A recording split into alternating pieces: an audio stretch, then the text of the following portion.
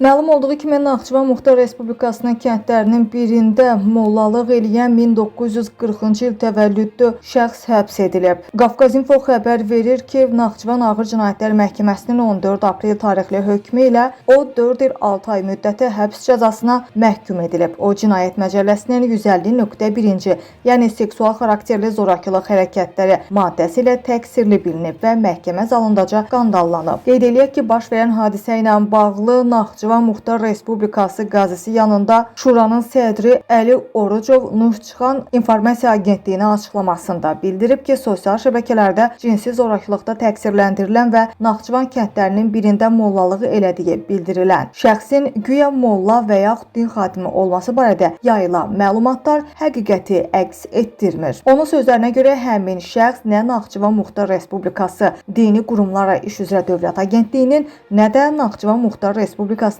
qazisi yanında Şuranın qeydiyyatında olan hər hansı bir dini icmanın üzvü deyil. Buna görə də onun din xadimi kimi təqdim olunması tamamilə əsassızdır.